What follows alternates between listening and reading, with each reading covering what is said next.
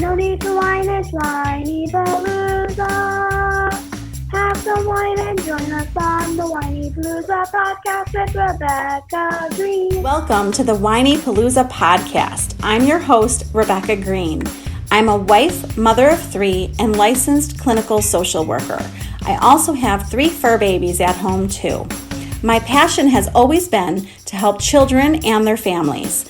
I always dreamed of being a wife and a mother. Parents are always learning through their struggles, failures, and successes and joys.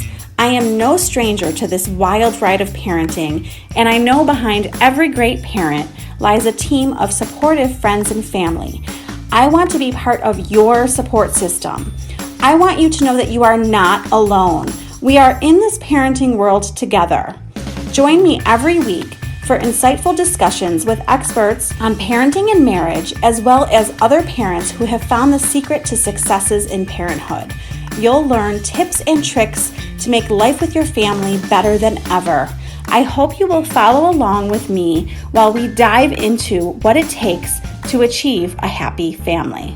This is Rebecca Greene, and this is the Whinypaluza podcast, and I am so excited today because I have Stephanie Richthammer here with me today. Stephanie, thank you so much for being here.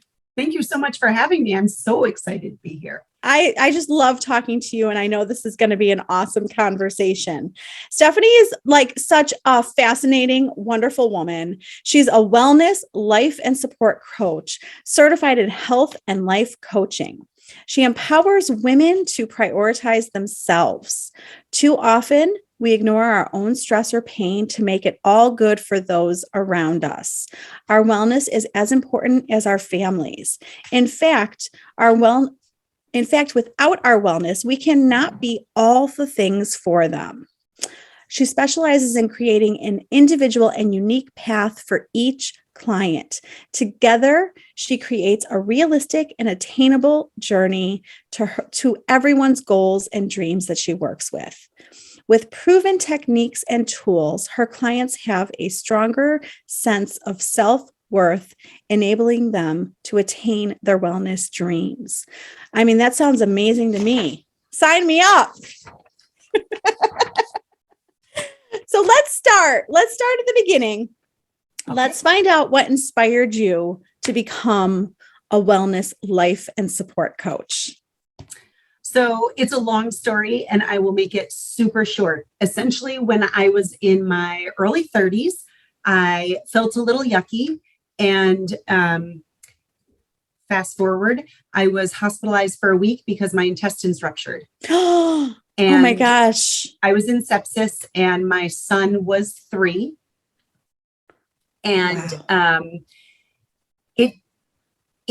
My dad, the weeks following me getting home, my dad just kept asking, why didn't you talk to somebody? If you were in pain, why didn't you say something? Oh. And I think that my answer is my husband is a CPA, and he was getting his CPA at the time, which meant he had to put in a ton of hours. He worked 7 days a week, and most of those days he worked at least 12 hours. I was with my son, and we live an hour away from the closest relative. Who's gonna step up if I'm not there to do it all, right? And the realization that thought process almost killed me, literally, made me realize that I am just as important. If I am not here, who does that, right? Who does take care of my son? Who does make dinner? Like all the things that wives and moms feel that they are supposed to do.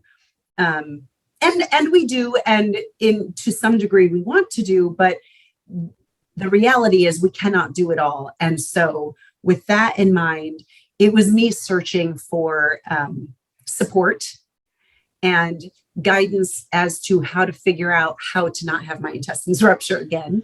Oh my goodness. Right. It was me searching. I spent a bunch of years searching for all sorts of support and help and answers.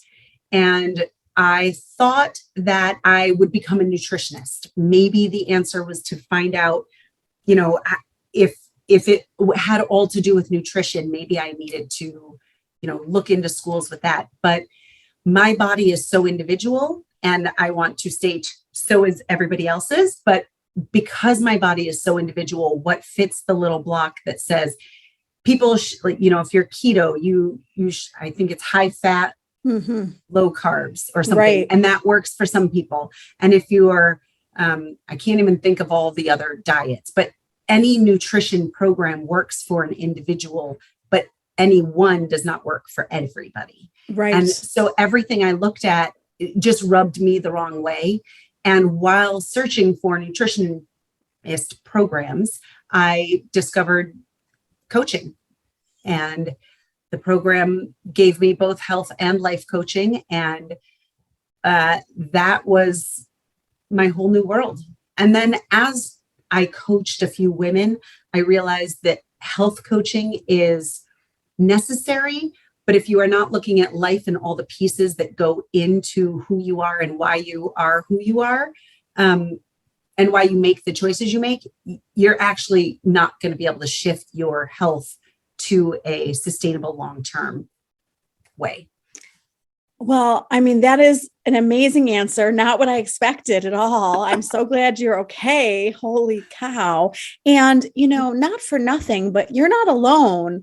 We don't, we're going to talk about prioritizing ourselves next. And, we were just laughing about the doctor that called during our last session with each other. And I told my friend, I'm making my kids appointments all the time, but I'm not making myself appointments. Why do you think that women don't prioritize themselves? Well, without getting too deep and spending too much time on this, I think it's a societal norm. and that is terrible. But truth be told, I don't know about the newer generation. My niece is in her 20s, and I think that's a slightly different generation view. But at the same time, society, she lives in New York City, not far from me, right? So society is what we are surrounded by. But when I was growing up, most of my friends' moms stayed home. Mm-hmm. And that was what you did. And you took care of your family and you did whatever they needed to do. And so that was kind of you show up for the people in your life because that's a woman's job. Mm-hmm. And the other side of that is that you are slightly less important because you need to show up for other people. And the reality is you are no less important. You are equally as important. Yes. I was laughing yesterday because my daughters wanted to go in late today. You and I were just talking about this. And I was saying to my husband, Seth, why do I try to work? Why do I think I can have any appointments that have to do with me? I said to him, I feel like I have to be a mother 24 hours a day. There needs to be room for my stuff. And he was like, you're absolutely right. And I can help. And I was like, see, we don't even ask. We don't even say, I have this going on. Can you help me? Yeah. Because if you're not saying it, nobody actually knows how you're feeling. And if nobody knows how you're feeling, nobody can do anything to help you. Right. And honestly, so much resentment gets formed that way. Resentment towards your spouse, towards your kids. And I hate to say it's on you, but it's on you. It is. To say this is what I need. Yes. And we are so in our heads. We are so I could have had the whole conversation with myself of, he's not going to help. He has to work. You need help. But instead I had the conversation out loud with him. And I can't tell you that I do that every time, but we need to tell them what we're thinking. Yes. Yes. Nobody can read your mind. They need to know what you need. And I used to think that I had to get my son to school every single morning, and it was very stressful. And my husband was like, well, I'm going to sit in traffic, whether I leave, 15 minutes later to get him to school or, his traffic here is ridiculous. He'd have to leave at 6 to avoid it. So he's not gonna leave at 6. So might as well help me out. Wow. And until you have that conversation, like you said, you spin the conversation in your head the way you perceive it to be. That's not reality. No. And a lot of our spouses want to help, but they don't necessarily know what we need. Yes. Right? It's so true. It is so, think about the number of times people offer to help you in ways that you're like, well, that would be cool, but what I really need is, but you don't say what you really need. Yes. You just spin it in your brain. And if you're not saying it out loud, again, nothing can be done. Oh, it's such a good lesson. It's a really good lesson for us. We have talked about boundaries before, you and I know that you're so good with helping women to make better boundaries. Give us some pointers here. Okay. So like we just said, you have to say them out loud. And so I'm going to use a boundary that is kind of a bizarre thing, but I'm going to tell you a story. So I joined a gym the classes are, it's kickboxing gym. So you go when the classes are, and the whole gym is just, you go at the time of the classes. You don't just walk in anytime. And so I kind of picked the classes that were going to fit my schedule. And I told myself I'm going to go 3 times a week. And then for whatever reason, I kept not going. And then I'm paying for months for this gym that I'm not going to. And well, that's a waste. And so, okay, 3 times a week, I'm going to go. These ones are the ones I'm going to go to. In my head, I'm saying this, I'm writing it in my calendar, right? So my son, who has suffered from social anxiety, he started to want to go to this group on Friday evenings. And I was like, oh my goodness, you want to be with other people? Yes, of course. Let's make that happen. Okay. Yay.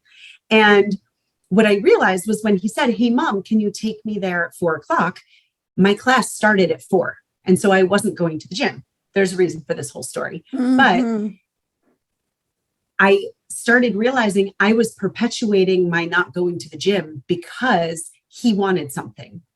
And do I want my child to be social? Yes. Do I want him to have an outlet outside of our home? Yes. Do I also want to feel like crap because I tell myself I'm going to do something and not show up for myself? Do I want to keep paying for something that I'm not using? Right. So I finally had a conversation with him. Okay, I am going to go to the gym 3 times a week. These are the classes I'm going to. One of them happens to fall during your group. I can get you there early or I can get you there late, but I'm not going to get you there at 4:00 anymore. Right. And so my boundary was, I am not going to drive you to this thing. It's for Magic, the Gathering. It's a card game. But anyway. Oh, yeah. I'm not going to drive you there on Friday at 4:00 because it doesn't fit for me. You can ask a friend. I can get you there early. I can get you there late, but this doesn't work for me. And then I'm starting to be frustrated that you want to go. And that's not fair to you either. So the boundary itself was simply that I was going to show up for myself, right? I was going to show up for myself and I needed to communicate that. I needed to communicate that in a way that enabled him to understand where I was coming from. I don't want to drive you there. I'm not doing that on Fridays. That's not going to work. Right. Then he's like, well, I don't understand, Mom, but explaining to him why. And so he was in, I think, 5th grade when this started. So what are you, 11, 12 at that age? He's old enough to understand that that he is not the only person that life happens to. Right. And that not everything happens on his schedule, and that's okay. But then communicating with him that he has choices. He just has to pick one. Right? He can go early, ask a friend, not go, or go a little late. And putting that responsibility of that choice on him, I think, was okay as well. Yes. But then I was able to go to the gym and I was able to follow through for myself. And I need to show up for myself as much as I need to show up for other people, because I don't want to tell myself I'm not the person that follows through for myself. Right? Oh, I love that example.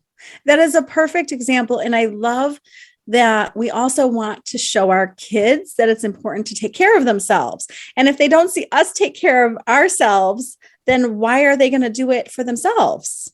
Yes. Yes. Right.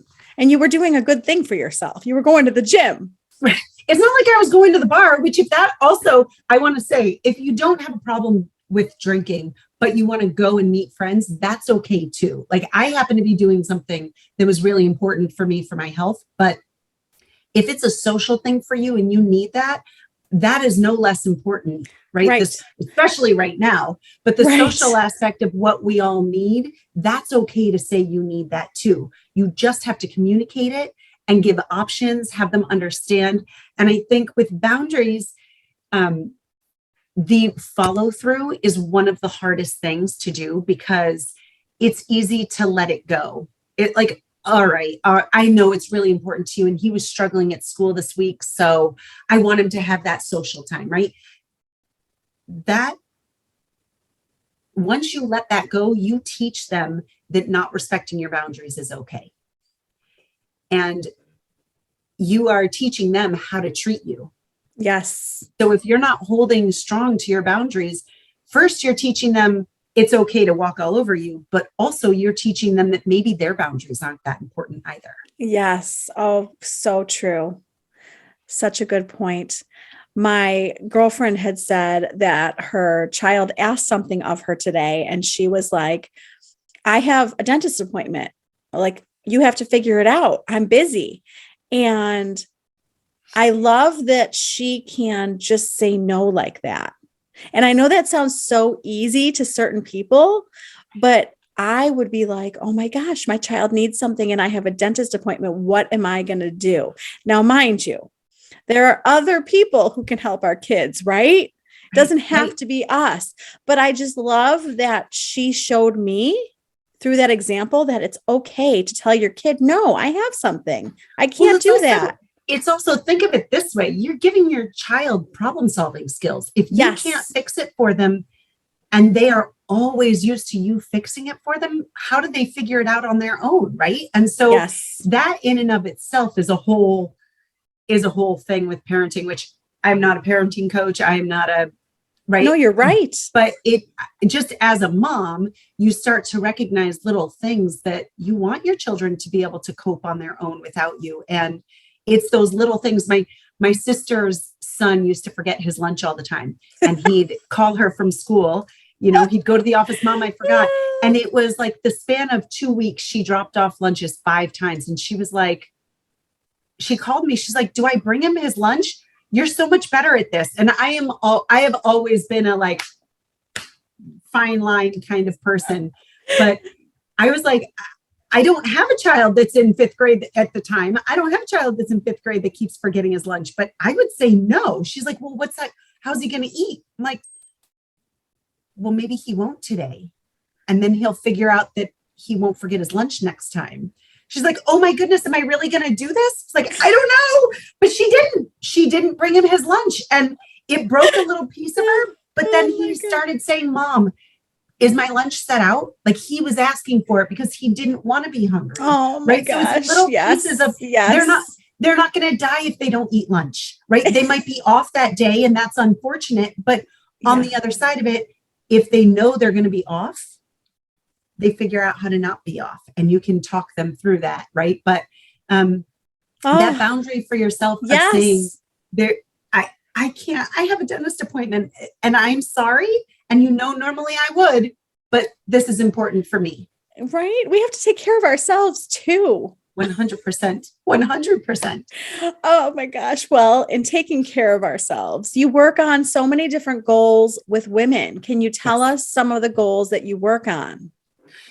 To be honest, a bizarre one I've worked on with somebody was cooking at home, which is kind of a funny thing, but I actually have a program called The Circle of Life, and we look at different aspects of life as far as spirituality, love, family, joy, career.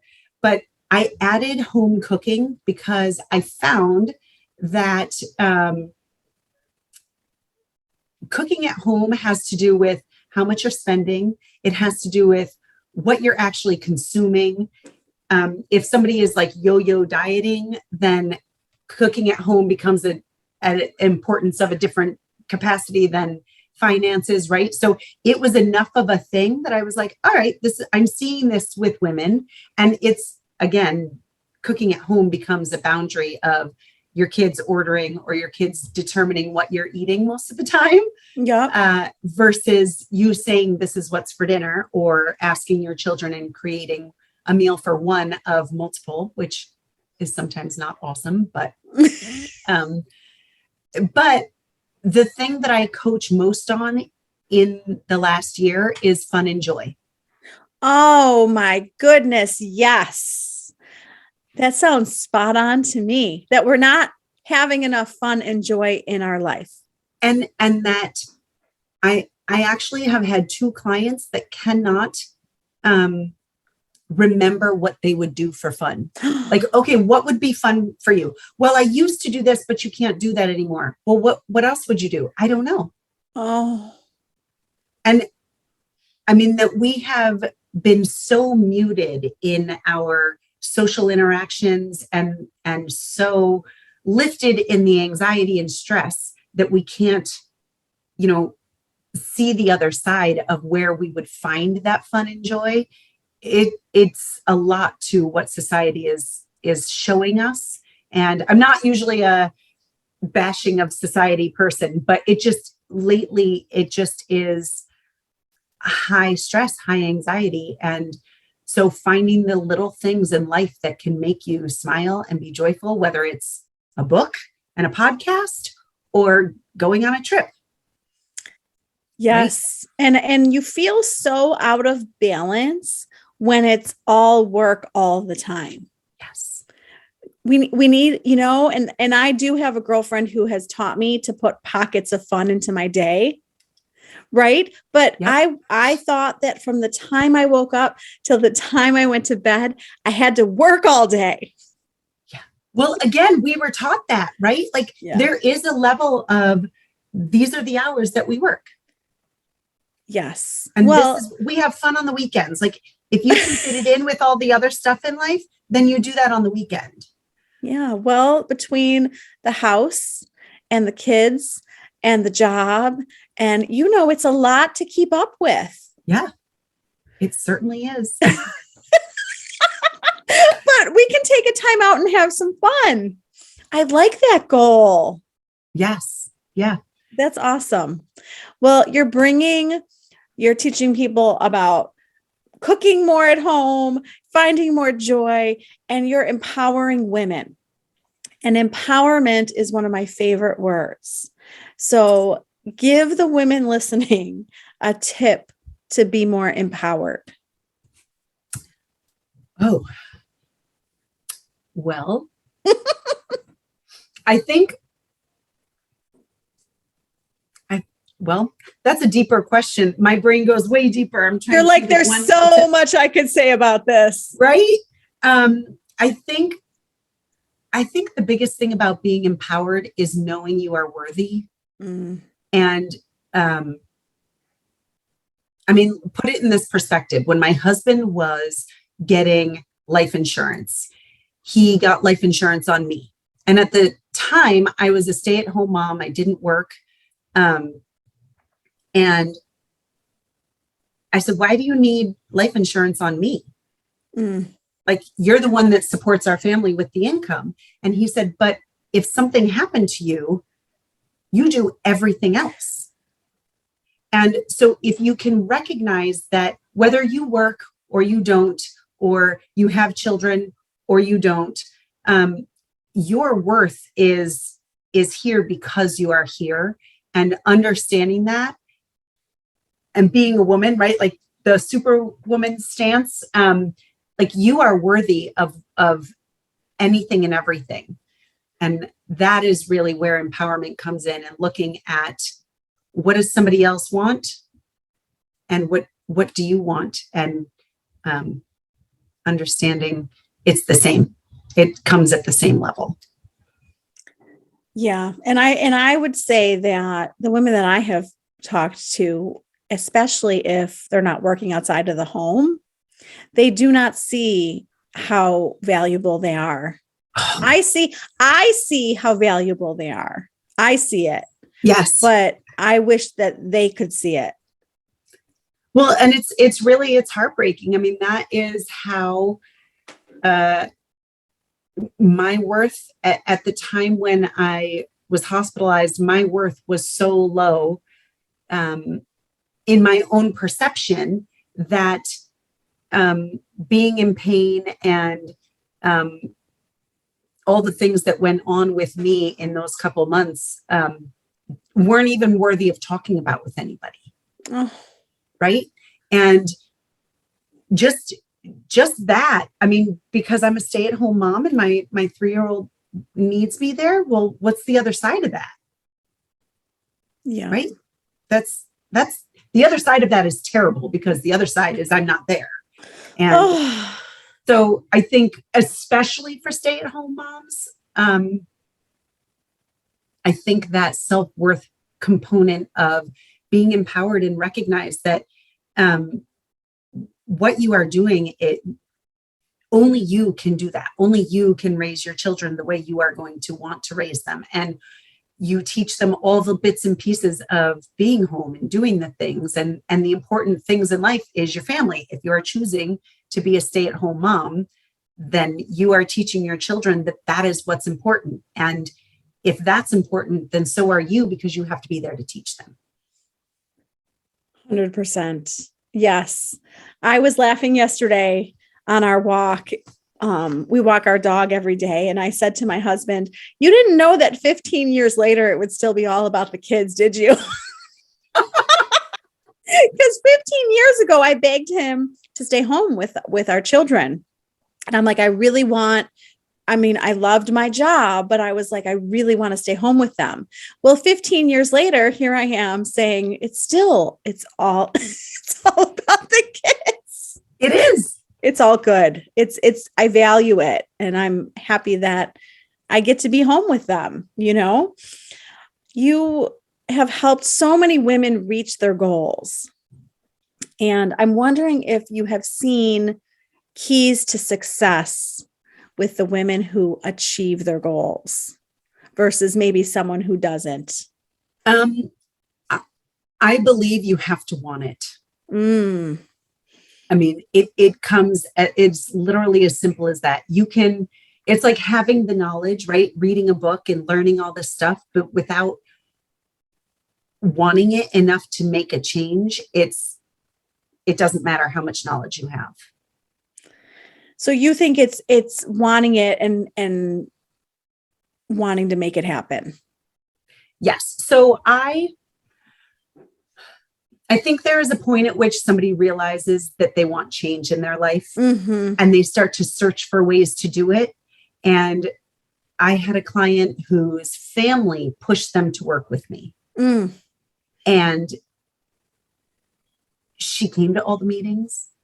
She wrote down, she took great notes. She did all the things, right? But when I checked in with her, she was like, oh, I'm going to do that later. Oh, I just couldn't get to it. My daughter needed something. But all we were doing was working on her. But none of it really, she was there to appease somebody else. She wasn't there to actually help herself, if that makes sense. Because they wanted it. Right. Her family wanted it. Right. And everybody else I have worked with has chosen, not that, everybody I work with has these huge, I'm sure they do. They do, but everybody I've worked with aside from her has shown up or reached out to me because they recognize they want to change. And I think once you recognize you want that change and you start to search for it, working with me, I'm not going to say we're going to change 13 things today. Right. Right. It's small incremental things. You're going to pick the things you're working on. I'm not going to do that. Right. So it's things that are important to you that you start to shift in the smallest ways possible. And I think once people do start to talk to me about how I work with them, understanding that the shifts are tiny, and I'm not going to ask you to just go jump go, jump, do it. I might push you and I might say, you might never have done this before, but I believe you can do it. You've done this and this. So take a small step instead of, the big, huge leap. But I think that's part of what makes things. So, okay. So when creating a goal with somebody, I'm going to ask you this. I don't know if people have heard of SMART goals. But to make it realistic, you have to look at exactly what you want and really understand how you're going to know you reach your goal, right? Yeah. And then to make it attainable, you have to look at what you've done in the past and what you're willing to, not even what you're willing to, be ready to step outside your comfort zone, right? So you're going to say, I want to run a marathon. This is a funny goal, but I want to run a marathon. And then I want to run the marathon next month. And I've never trained before. That is a realistic goal that you want to run a marathon, but attainable to run it next month? Probably not, because for you can't train that way if your body's never done that before. Right. But to push yourself, I'm going to run every day for the next 10 days just to see how far I can go.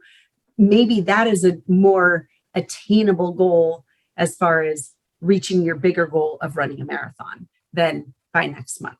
And I think pushing yourself a little bit to see what you've done in the past and what you haven't done in the past and why you haven't done it. Is it because it's uncomfortable? Is it because you have a perceived truth that you will fail and you're afraid of failure? And if that's the case, then, let's push past your limiting beliefs and see where we can go from here. Yes. Because we all have limiting beliefs that like to hold us back because they tell us that's not going to be for us in some form. And most often you can get past your limiting beliefs if you are held up, celebrated, have your why you want to do it, and surround yourself with people that are going to encourage you and tell you the other side of your limiting belief. I love that. I don't have time. Yes, you do. Oh my God. I hate that. I hate when people say that. It's funny. We can find time for what we want to find time for. Don't you think? Yes, we can. Yes, we can. Well, and what about the woman who says to you, I'm not happy. I know I want change, but I don't know where to go. I don't know what to change. What about someone who doesn't know what their goals are? So great. Yes, I actually have a program that is all about that. It's called the Circle of Life. And I explained a little bit that I ask questions about the areas of your life that are, that make up who you are. Right. And so I ask questions and ask women to kind of, I wish I had it pulled up right now so I could ask you a few, but relating to health and wellness, right? That's one of the areas. And so one of the questions I would ask is, are you making doctor's appointments for yourself? Right? Yeah. And it's most people, when they hear health and wellness, they think, am I exercising? Am I eating healthy? But the reality of health and wellness is so much bigger.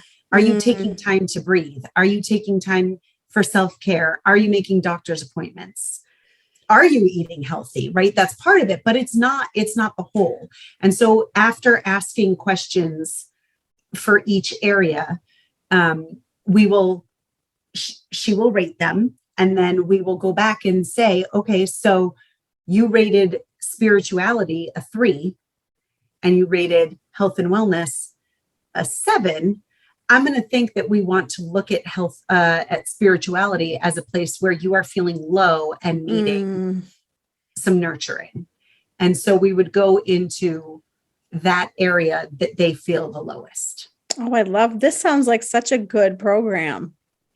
I love it. It's actually, when I was getting my certification to be a coach, it was one session in the whole certification.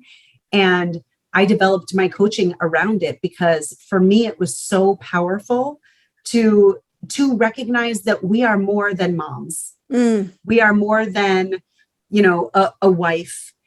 We are all of these things. And so much, we were just talking about children and all the things that go into the brains of, we're taking in all the time.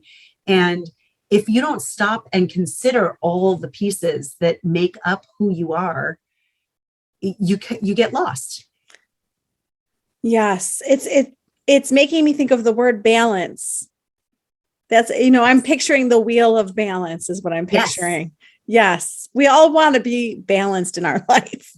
We do. And the reality is, most of the time we will not be a perfect wheel. Right. No. And understanding that is reality and that is okay. Right. Like my marriage, I'm going to say most of the time, my marriage is like an 8 or 9 out of 10. Right. Yeah. Like my marriage, I feel very secure and happy in my marriage. But there are times where my parenting, I feel, is maybe a 3. Right. So on the other hand, maybe sometimes my health is not great too. So where some things in life feel really strong and amazing, there's always going to be a little piece, whether it's your fun and joy, which, like I mentioned, is often lately a part that people struggle in, or maybe it is your marriage, but there will always be a part at which is lower than other pieces. And that's okay, because we are growing and so are the people around us. Well, and figuring out I like that you gave the example of maybe your spirituality is a 3. So that's where you're feeling your attention needs to go to. So I feel like the balance shifts and I have to shift with it, with what needs more attention. Right. Yes. Yeah. Yeah. Well, and when you talk about tools to use with self-worth, is that the tool you're talking about, or is that a different tool? No, that is definitely one of the tools. I mean, self-worth, it 100% depends on the person that comes to me and where they are, because simply the tool of understanding that life happens for you, not to you, is if you can step back and grasp that. One tool, which actually I got a text from one of my clients this morning, it completely made my day. The tool we have been working on for her is that she does not have control over people around her. She only has control over how she responds to it. That's huge. To outside circumstances. And she decided to go on a trip with her children for spring break, and is having a terrible time at the hotel because they're smoking, and she a year ago would have been miserable and angry with her kids and ready to just drive home. And she sent me a text of her journal page, and it is, I am not going to allow this to ruin my trip. I recognize I cannot change what's going on with them. I can let them be known about I can let them know what's happening, but I ultimately determine how I feel about this. And that in and of itself is of a self-worth thing. Like, you get to pick how you react to things, and you don't need to decide that because so-and-so is mad, you have to be mad. Right. Yes. And that is humongous growth that can happen with simply understanding you get to pick your reactions to things. Isn't that funny? I feel like that's the key to so many situations is what is our reaction to the situation? Yes. Right. What is that quote? It's like 10% what happens and 90% how we react. Yes. Isn't that the quote? It's something like that. Yes. And it's true, right? I mean, and you don't really realize how much you allow just gut reaction to take over. Yes. Your response is so quick, so often, but if you can take a step back and recognize you don't have to respond that way. And it takes time. It takes learning, and it takes figuring out what is the trigger that made you feel that way, right? But it's so powerful once you can step back and see that. Yes. I think what I have read is it's like the 5-second pause. It's like, I think about that in my head, like take the 5-second pause Take and it. think. Yes. Take it. Take the pause. I mean, and we were talking about your children and temper tantrums earlier. And I think that's the same idea, right? Like as the adult, we have to take the pause before we respond to them. But it's the same thing in any situation that we are in, whether somebody cuts you off on the road, your child is losing their bologna in the grocery store, right? Like you get to respond, and how you respond ultimately changes the circumstance that you're in. Absolutely. 100%. Do you find that there's certain goals that you like working on the best with women? Do you have like your favorite goals? I don't know, because really it's the kind of thing like the text I got today, that whatever the goal is, it's really when they start to realize it that is my favorite part. Right. Yes. So if the idea is fun and joy and you don't know how to get there, and all of a sudden you're like, oh my goodness, I went out with friends and it was amazing and I forgot how fun it was to just go be with other people. Or maybe it's realizing that you have control over your emotions and you don't need to freak out every time, right? Like whatever the thing is, it's so much in ourselves. And I think it's the understanding, it's me watching my clients see how much it is in and of themselves. I did not do anything for her in her situation last night. She did all of that. And seeing that she gets to see that, that's my favorite part. That's awesome. That is a big pat on the back to you with the work you're doing with her. It makes me so happy. I know. So rewarding. I love that. You give so much good advice. What do you think the best advice is that you have gotten?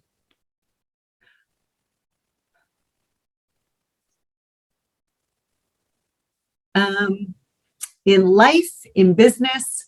So I think, right, I know we were talking about that with books too. It's like a book question, right? Right, exactly. I mean, I think slowing down, and we are in a world where things have to be like this, like your phone dings, you have to pick it up. And I think slow down and make choices for yourself, I think is probably one of the best pieces of advice, because we react. We are such a reactive species, for lack of a better way to say it. And I think the idea of slowing down, whether you're looking internally about your reaction to something or what you're about to choose to do, like, I have to make a choice, so I have to do this right now. Well, in most situations, unless it's like life or death right now, people might be annoyed if you say, I'm not sure right now. Can I wait? Can I think on that? But ultimately, it's your life. So I think slowing down to make choices is probably the best advice I've ever gotten. I think slowing down is the best thing that I could say to myself every day, all day. I actually have turtles in my car to remind me to just like slow down. I love sloths. So I put little pictures of sloths, but yeah, same Isn't idea. That funny. It's the same idea. Well, and you're teaching women so many coping skills. What do you think your own best coping skill is? What do you do for yourself? So I think that I'm going to say, I think it depends on the situation. I have a daily gratitude practice that I believe is very grounding for me, and it gives me a lot of perspective. And I think without that,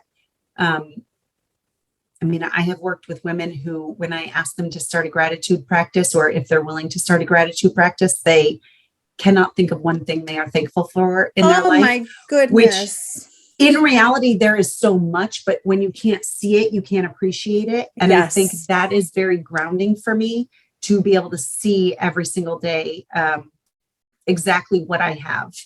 And where I want to go is certainly always a component of life. But what I have today, I think is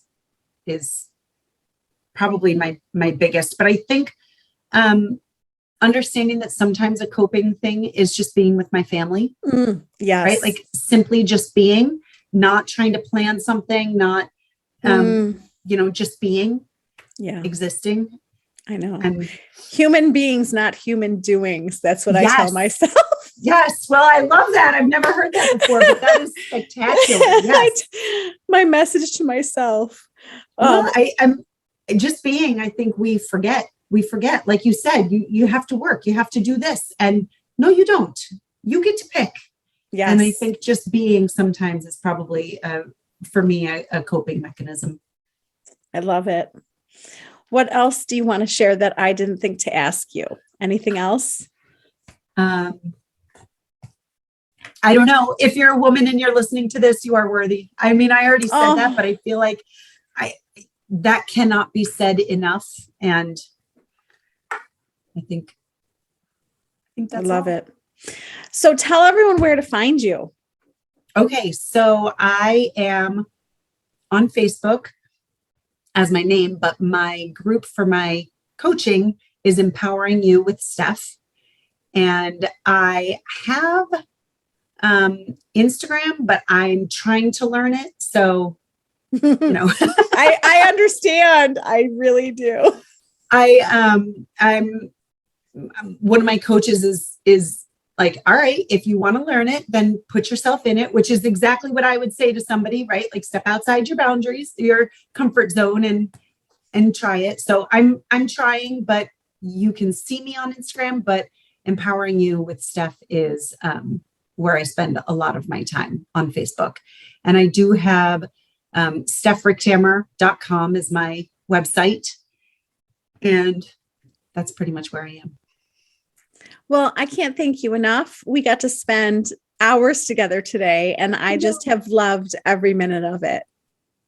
Me too. Thank you so much for having me. This was really wonderful. We will have to do this again for sure. Okay. This is Rebecca Greene reminding everyone to spend every day laughing, learning, and loving. Thank you for tuning in to the Whinypaluza podcast. If you like what you heard, please be sure to subscribe so you never miss an episode. While you are there, leave a review. I love to hear your feedback. Thank you so much for listening. Until next time. This show has been produced by Market Domination, LLC. To discover how you can have your own show completely done for you and turn it into a real published book and become the authority in your marketplace, go to www.marketdominationllc.com/podcast offer.